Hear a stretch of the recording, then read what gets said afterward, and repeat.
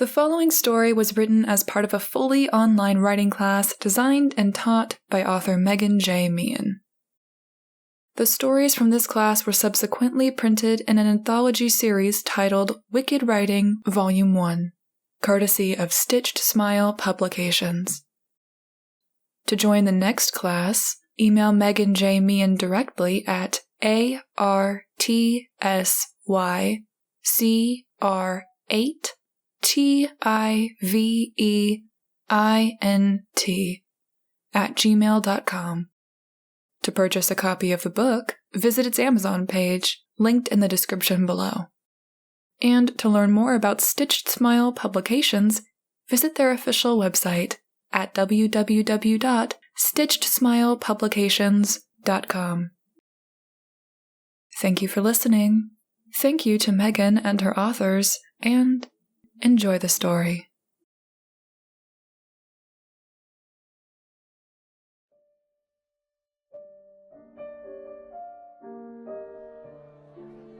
Roxy's Lounge.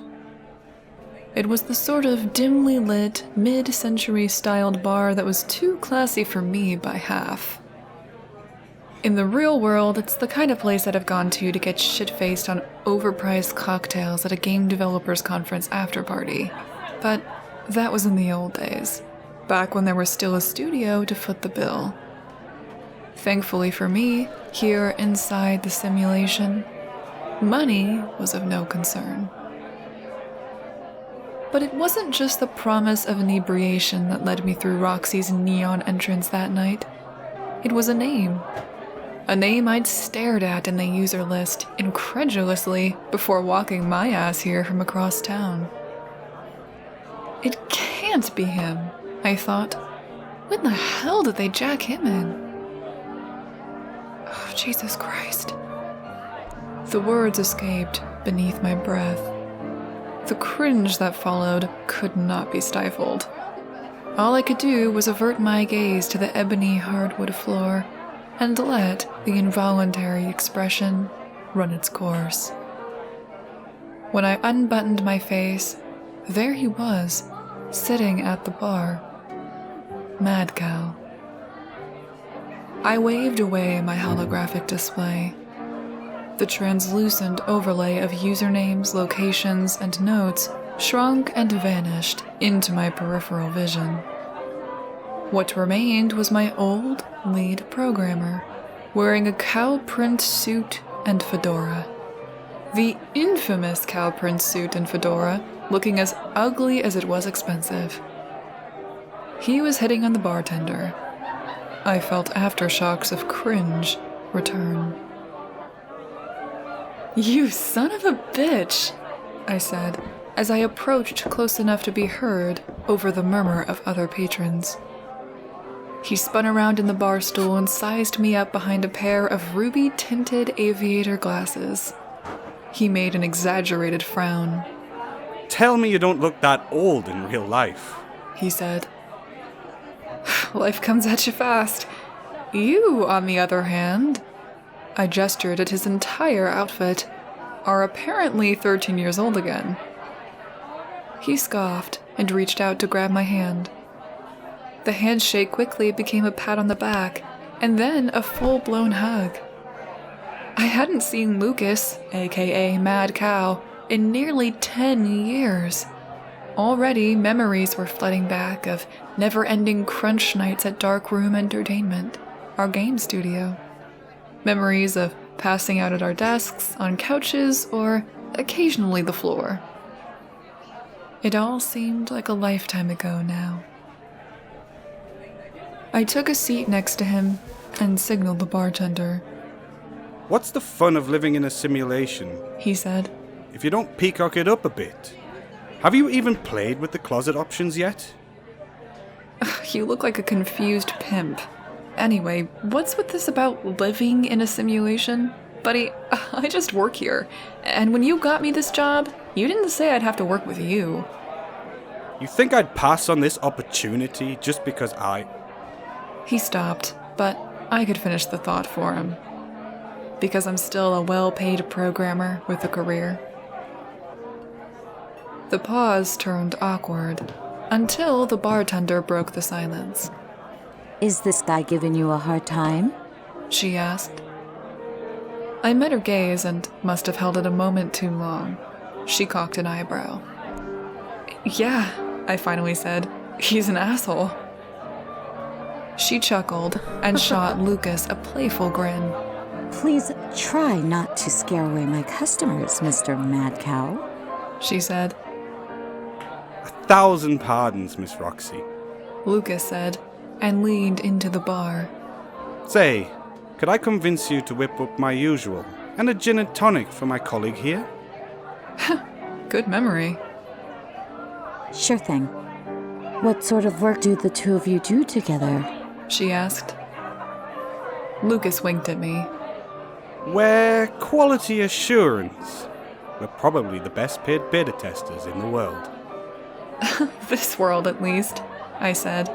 But that only earned me a slightly confused look from Roxy as she got to work mixing her drinks. Isn't she something?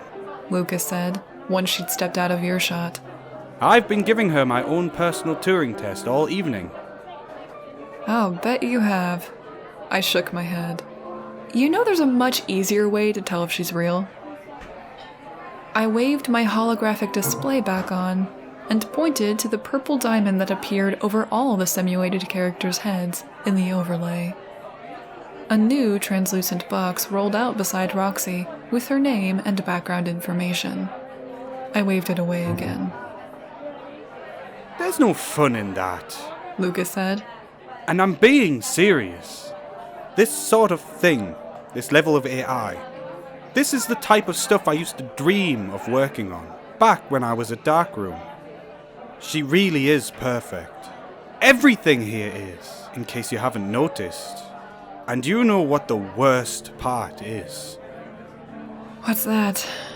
I mumbled, staring as Roxy twirled ice cubes around a highball glass. The worst part is, they didn't need me to code it. I always thought it would be you and I that built a place like this. He sighed. At least we're still part of it, I suppose. Roxy presented our drinks, garnished with lemon and sprigs of rosemary. Lukas took his with an appreciative nod and sipped. Even the goddamn alcohol is perfect, he said. Anyway, how's the testing coming along on your end?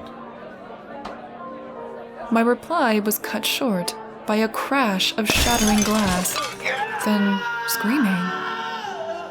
It was guttural, so intense and unexpected that my concentration was immediately broken. I felt a surge of panic, like ice water down my spine. I quickly spun around and saw the lounge table flipped on its side, the man convulsing on the floor. A woman rushed to his side, but he grabbed her arms, hurling her backwards. "Stay the fuck away from me!" he yelled as she staggered back. I set my drink down too hard, sloshing gin onto the bar. With my hand free, I flicked the overlay back on, confirming that the two people were also human testers. Lukas was already on his feet, rushing over to help. I followed after. "I can't breathe!" the man screamed. "I can't fucking breathe! Wake me up! None of this is real! It's freezing! I'm drowning in the fucking pod! Let me out!" What happened? Lukas asked the woman. She looked frightened. "He was fine a minute ago," she sniffled.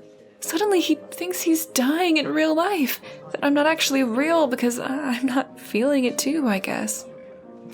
Sounds like ASS, Lukas said, staring down at the man. "Ass?" I blurted out, stupidly. No, idiot. Did you even read the forms they had us sign? Acute solipsism syndrome. It's a potential risk of total immersion.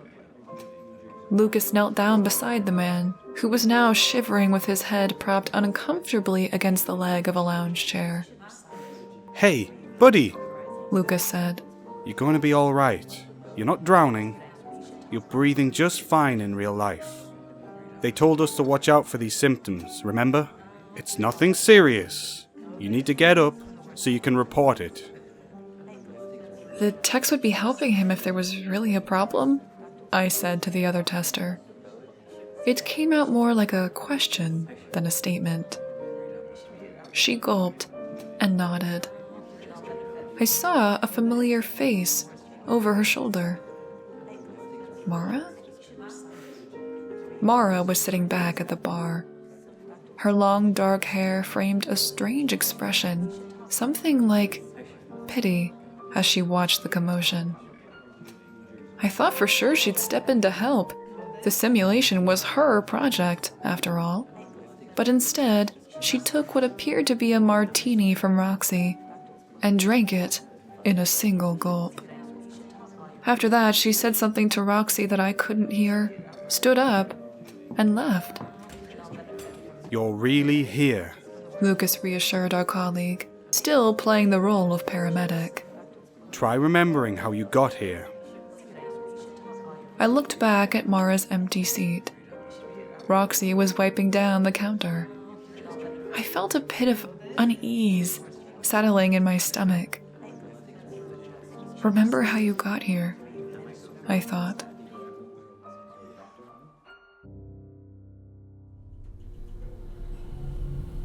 The elevator ride was so long that I nodded off, and I woke up startled, like I'd been falling, and shrank with embarrassment.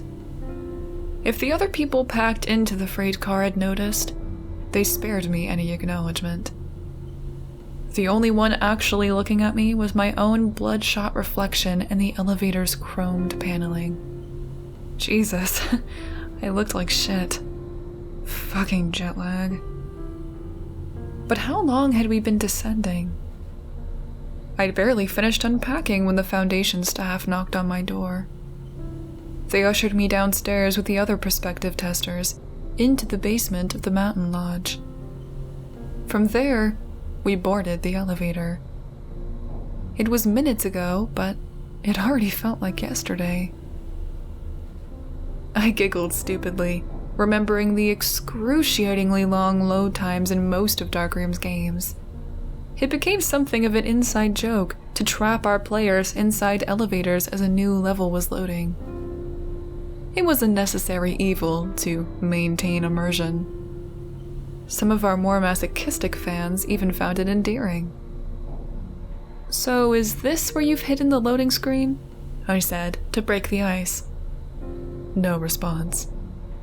Either these weren't gamers, or they were too jet-lagged past the point of zombification.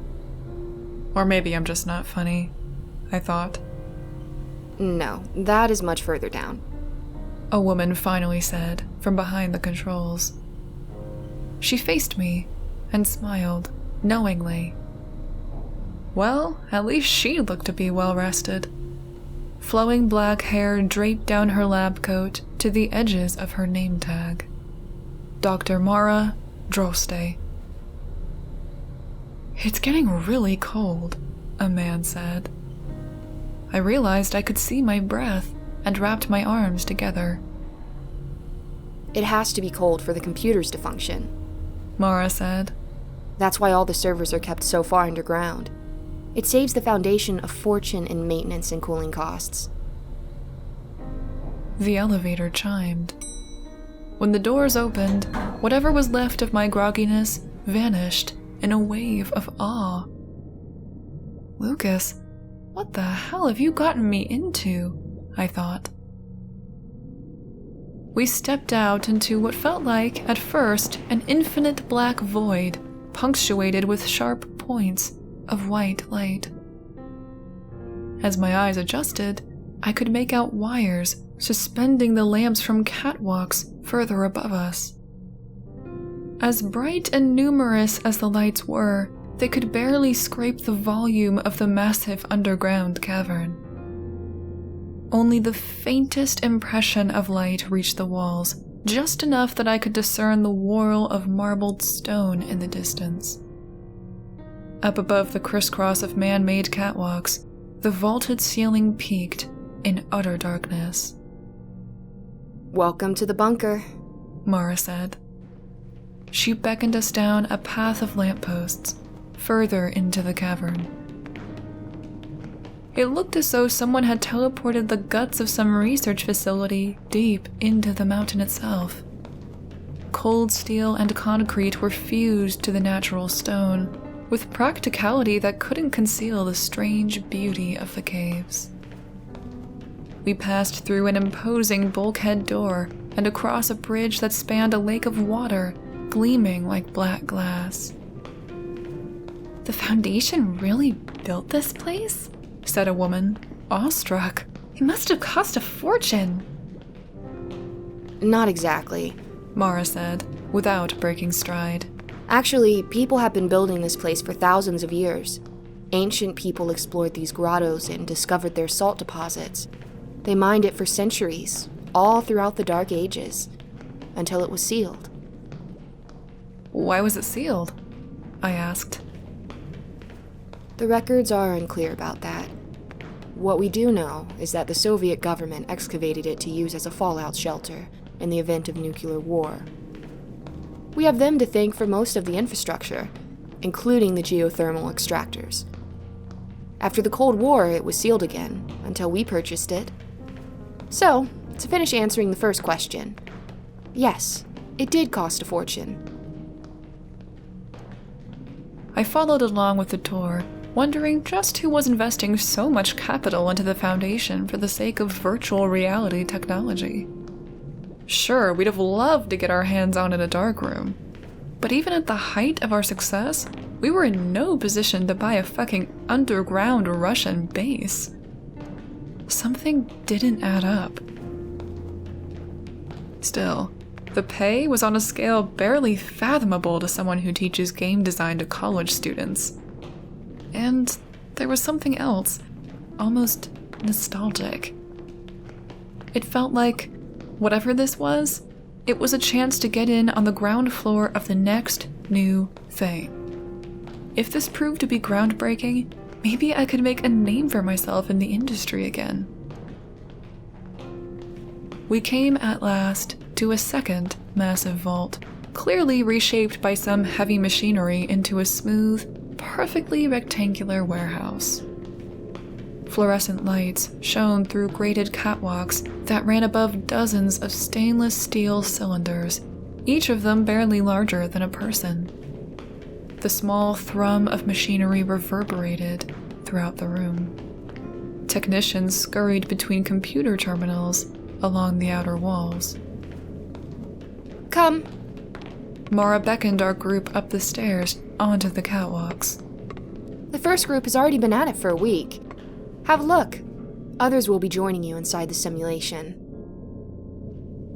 From atop the walkway, we could see down into the cylinders. But the rest held people floating upright in some kind of liquid.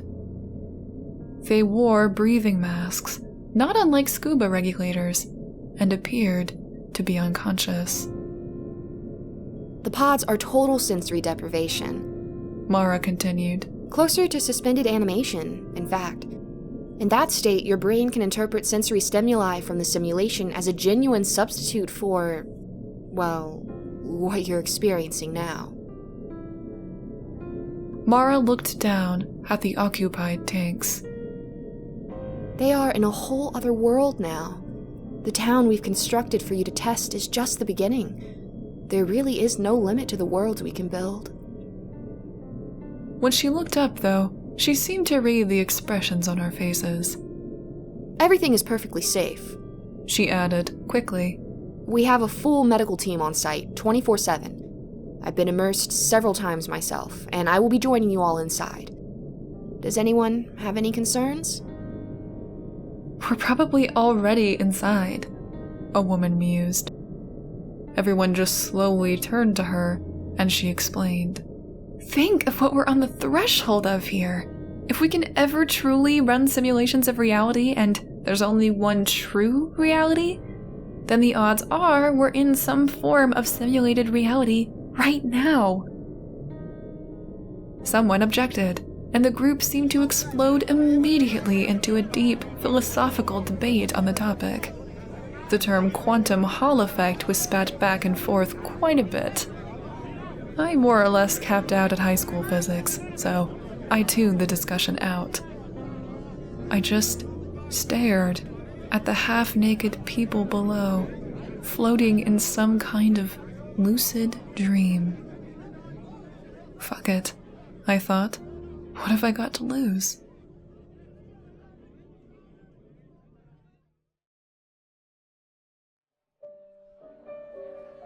There was no hell until we built it. It's what Mara had said to Roxy during our colleague's panic attack. I'd asked Roxy, out of curiosity, after the situation had calmed down. Do you know what she meant by that? I inquired. No idea. Roxy said, and then asked if I wanted another drink. I really should get back to work, I declined. She winked at me. All right then. Good luck with the beta test. I left Roxy's alone to continue my nighttime exploration. There were no rules to this job, per se. We just had to spend our time in this place however we saw fit and report any flaws in the experience. I decided that, to give myself some structure, I would pace out the boundaries of this town. It was modeled as a quaint little resort settlement in the mountains. The street outside Roxy's followed a bend around the edge of town. Storefronts faced a low cobblestone wall on the other side of the road. Beyond that, the hill sloped down into a procedurally generated forest of pine trees that stretched out to a foggy horizon. It was clearly based on the real terrain above the bunker, but the town itself was a work of fiction. I strolled from streetlight to streetlight, dragging my fingers along the rough texture of the stone wall. A mild breeze rustled the silhouettes of trees and brushed gently over me. I closed my eyes and breathed in the fresh, evergreen scent deeply. Every minute of sensation was as real as anything I've ever experienced. I daydreamed about the generation of games that would surely spawn from this technology. Even Darkroom's most immersive VR titles would seem primitive and obsolete going forward. Suddenly, sharply, the breeze became uncomfortably cold. Some primal sense told me to snap out of the daydream. Something was wrong. Mara's cryptic words came back to me. I realized I'd been walking in darkness. The streetlights were out. I turned around, confused, to see I'd passed half a dozen blown-out lights without noticing it. The storefronts, too, were vacant and dark.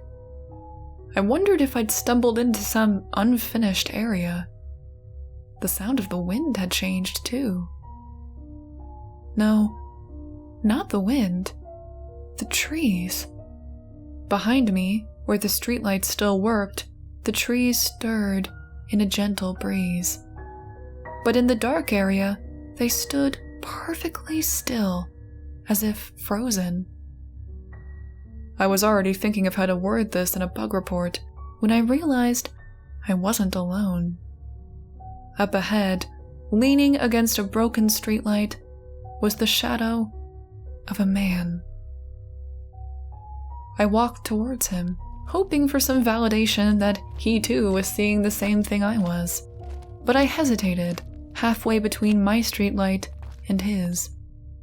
Something was wrong with him. He was twitching strangely, as if caught in the throes of some spasm. For a moment, I thought of the tester at Roxy's, convulsing in pain, but no, this was different. This man was sobbing. The cold cut in, he wept in a raspy voice, seemingly to himself. I was about to ask if he needed help when the clouds parted, bathing us both in moonlight. My blood ran cold. The old man was withered and emaciated, little more than a skeleton. He wore nothing but the same neoprene shorts and nylon harness we were all given in real life before entering the pods. The vertebrae of his spine jutted sickeningly against the pale, glistening flesh of his back. In disbelief, I waved for my holographic overlay. Nothing happened. I needed to know if this was real, if he was real. I waved again, and then again. It wasn't working. Impossible, I thought, and kept trying. My frantic gestures must have gotten the old man's attention, though, because he finally raised his head. Long strands of white, wispy hair parted to reveal the same breathing apparatus we all wore. Where his oxygen tube would be was only a tattered, torn rubber scrap. His bloodshot eyes opened wide with shock. They fixed on me with the same surprise and horror that I must have been reflecting back at him. I could hear his tortured breathing intensify. "You shouldn't be here," he finally snarled. He lunged towards me. Stupefied, I was too late to react. His wet, freezing hands found my neck in a choking grasp. "You need to wake up," he growled and tightened his grip. I couldn't breathe. I couldn't scream. I could only panic. I tried to pry his hands off my throat, but they were too slick with that same goopy liquid from the pods. My hands slipped down his wiry arms, and that's when I noticed it. That stupid fucking tattoo. Death Squirrel. A squirrel holding a katana in shitty black ink.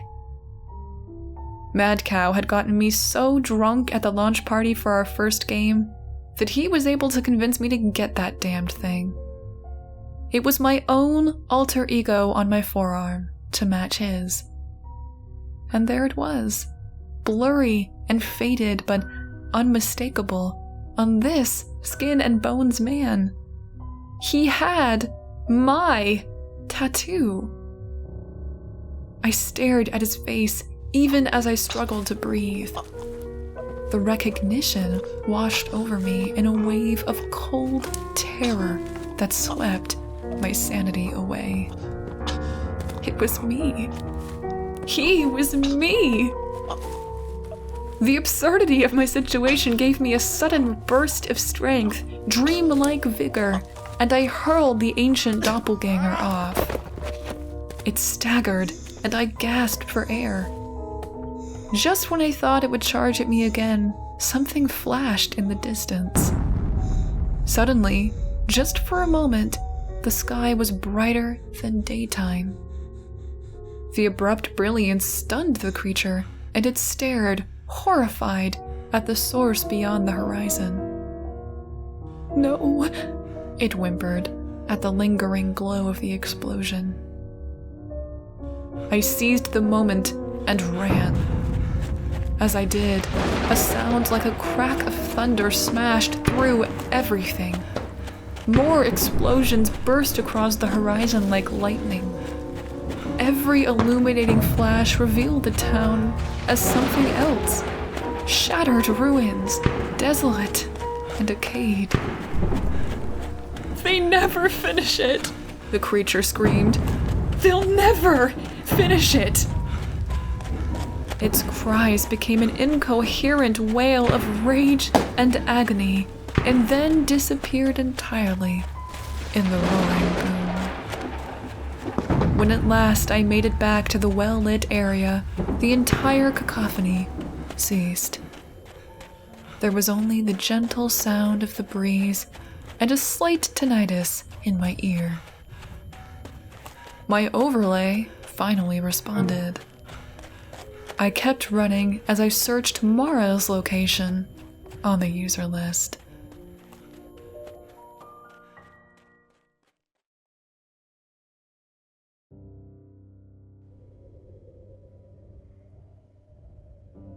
I found her on the rooftop deck of the tallest building in town. She was sitting on the ledge, smoking a cigarette and sipping wine from a crystal stem. She greeted me without taking her eyes off the panorama of the town laid out before her. That I was a frantic, gibbering wreck gasping to catch my breath didn't seem to faze her. I tried to explain what had just happened, but she only faced me to refill her glass from a bottle resting beside her. Her wind-tousled hair framed that same pitying expression she wore at the bar.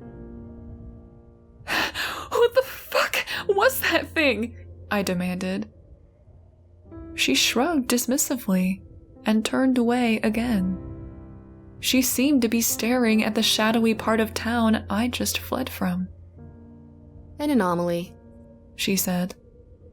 Her lack of concern was exasperating. Hadn't she been listening? Didn't she care? "I want out," I said firmly. "Wake me up! Now!" She took a drag off her cigarette, then flicked ashes off the side of the roof. "I'm afraid that isn't possible," she said. I took a deep breath, trying to contain my anger. "Dr. Droste," I said, slowly. "Mara, I'm sleeping in one of your pods. I know you can revive me." She seemed to find this amusing, but there was something else cracking in her persona, as if she was trying to cope with something herself. Was she drunk? "I already did revive you," she finally said. "A long time ago." "What are you talking about?" I said incredulously. "We are right here. We literally just started." "This instance just started," she said, as if she were clarifying the situation. My confused expression must have told her otherwise. "It's all so lifelike, isn't it?" she continued, gesturing across the entire landscape. "We had you testers to thank for that. It was an iterative process. Every time we reran the simulation, your experiences helped us tune it just a little bit more. We got a little closer to perfection every time." "That doesn't make any sense." I gritted my teeth. Mara was supposed to be the one professional we could all rely on. She was our lifeline. We trusted her. Now she was spouting nonsense. How could I be in the simulation right now talking to you if you've already woken me up? "Because you're an instance too," she said. "A copy of your original mind." She finished her cigarette and tossed it away. "That's why you had to be in those pods as long as you were. A frozen scan, we called it." "Why?" I began to mutter, but I felt a shortness of breath. I was beginning to feel dizzy, dissociated. This couldn't be right. "It was the entire purpose of the Foundation," she said. "It's one thing to build a perfect virtual reality. Our benefactors wanted us to prove it was possible to upload minds to it. They wanted to live forever on the inside." She went on, but I couldn't follow her jargon. Something about discovering the neural correlates of consciousness? No, I cut her off in a snarl. My head was swimming now. I mean, if all of this is true, why are you telling me this? "It's not like it matters anymore," she shrugged. "Every time the simulation iterates, it deletes the previous instances and begins again with fresh copies." Every time? My thoughts flashed back to those long nights at Darkroom. Sitting at my desk, pacing the hallways, crashing on the couch in the break room, all while strung out over the latest build of our game. The polished final product was the result of countless iteration. Meetings at the whiteboard, debugging and redesign again and again, version after version. And that was just to make a video game. Something as complex as this place? How many versions had it taken to get this far? Dozens? Hundreds? So, you've murdered us, I said, confronting her gaze. Over and over again. I suppose that's one way of looking at it, Mara said. I wanted to scream, "What other way is there?" But I knew it was futile. There was nothing for me to do here with all my anger and confusion. I decided to leave Mara alone and do the one thing I could, which was to march back to Roxy's and get mind-numbingly drunk as soon as possible. I was about to head downstairs when I remembered something and turned back to her. Why did you say what you did back at Roxy's? What? It was her turn to look confused. You said there was no hell until we built it. If this place is so perfect, why did you say that? She shook her head and looked again to the dark, static part of town. The Anomalies, she said. You're not the first to see one, but I don't remember them. Not from the previous iterations. I should be able to remember. She hung her head down and closed her eyes. I wasn't lying back at the bunker when I told you I'd been immersed before. I'm as much a copy as you are. The only difference is that I scan in regularly. I should remember every previous version, unless I'm not around to scan in anymore. She took a deep breath and shuddered. And a glitch on that scale doesn't just happen randomly or overnight. It's a sign the hardware is failing. Has been failing for some time. But our servers were custom built for billionaires that want to live forever. They're kept deep underground in perfect conditions. They could run for 1,000 years, maybe longer. If nobody were left to turn them off, I said, connecting the dots. She turned to me with fresh tears streaking her face. I thought of the bunker, the frigid void of empty caverns deep beneath the mountains. I thought of terminals flashing, attended only by withered skeletons. Geothermal extractors whirred behind ancient and ominous Soviet bulkheads, sealed now and forever against some outside apocalypse. And somewhere deeper still, within some still-running computer, my own long-dead ghost was still trying in vain to wake me up from a simulation stuck in an infinite loop. Out past Mara's gaze, the dark patch of town seemed to grow larger, the ink-black tendrils of its desolation spreading from one streetlight to the next. The wind became chill, and with it came a distant sound, faint but familiar, like the wails of something lost and afraid. I waved open my holographic display and began a bug report. A-S-S.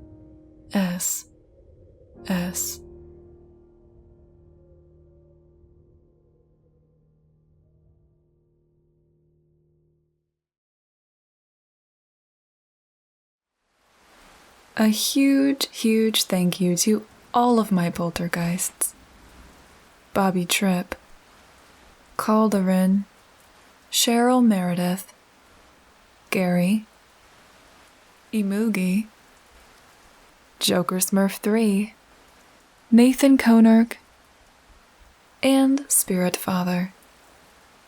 As always, your support is so appreciated, and thank you from the very bottom of my heart.